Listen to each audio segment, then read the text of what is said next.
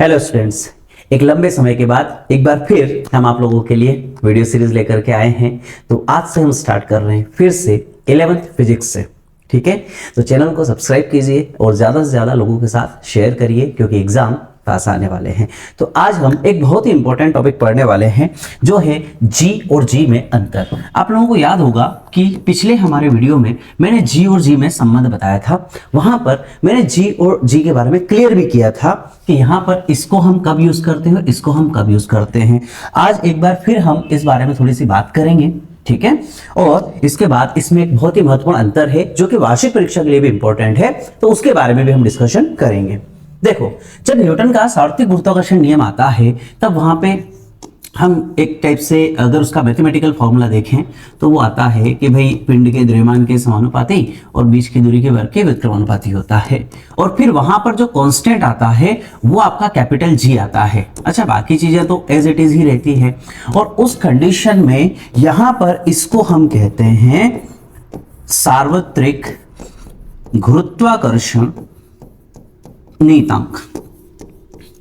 ठीक है, तो ये क्या हो गया, एक तरफ से हमारा कांस्टेंट हो गया। और सार्वत्रिक शब्द का मतलब ये होता है कि जो सब जगह लागू होता है, जिसको हम यूनिवर्सल भी कह सकते हैं। तो अब बात हम करते हैं कि भैया ये वाला कहां से आया। तो एक्चुअल में जिसको हम यहां पे ग्रेविटी बोलते हैं ये उससे रिलेटेड है। यानी कि जब हम यहां पर इसकी बात करते हैं तो वो हो जाएगा आपका गुरुत्वीय त्वरण।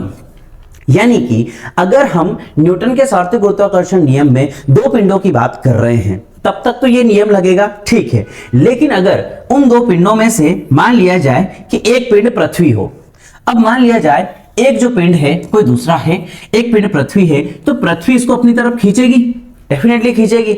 अच्छा, तो यहां पर जो उसको खींच रही है यानी उसके वेग में परिवर्तन होगा, और वेग में परिवर्तन की दर को हम क्या बोलते हैं, त्वरण बोलते हैं। तो इसलिए यहां पर जब दो पिंडों में से एक पिंड आपका क्या हो जाए, पृथ्वी हो जाए, तो फिर उसको हम यहां पे क्या नाम देंगे, ग्रेविटी, या उसको हम लोग बोलते हैं गुरुत्वीय त्वरण।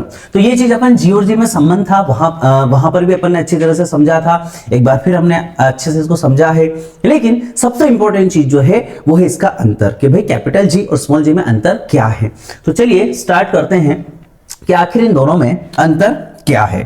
ठीक है, देखो यहां पर स्टार्टिंग में दे रखा है कि इकाई द्रव्यमान के दो पिंड इकाई दूरी पर स्थित होने पर जितना आकर्षण बल लगाते हैं उसके संख्यात्मक मान को हम जी कहते हैं। इधर है कि गुरुत्व के कारण किसी पिंड में उत्पन्न त्वरण को हम क्या कहते हैं, जी। मतलब एट द एंड यहां पर जो मेन बात आएगी ना वो जी आएगी। अब पहली डेफिनेशन हो सकता है आपको समझ में ना आई हो, मैं आपको थोड़ा एक्सप्लेन करता हूं। क्या है कि मान लिया जाए ये जो समीकरण है, इस समीकरण में पिंड जो है आपके उनको इकाई द्रव्यमान के मान लो, ठीक है, वैल्यू 1 हो गई।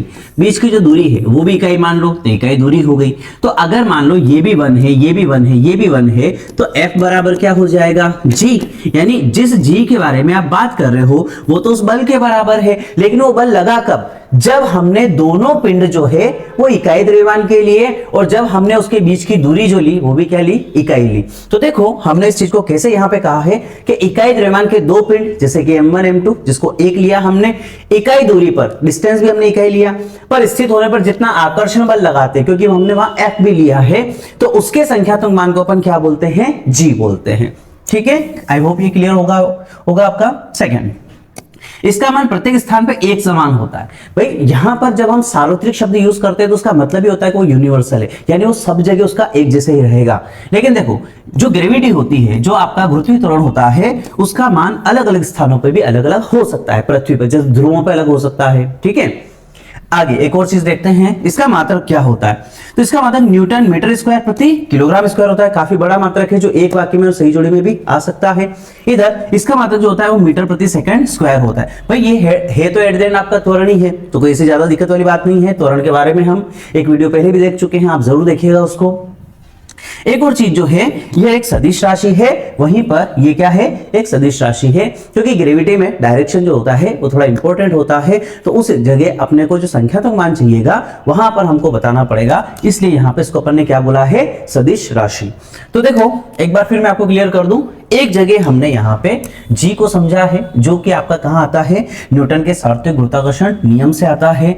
वहीं पर जो दूसरा होता है जिसमें हम ये कहते हैं कि आपका जो एक और पिंड है वो क्या होना चाहिए, पृथ्वी को होना चाहिए, तो उस कंडीशन में जो त्वरण बल लगता है वो आपका गुरुत्वीय त्वरण होता है। आई होप ये वीडियो आपको समझ में आया होगा।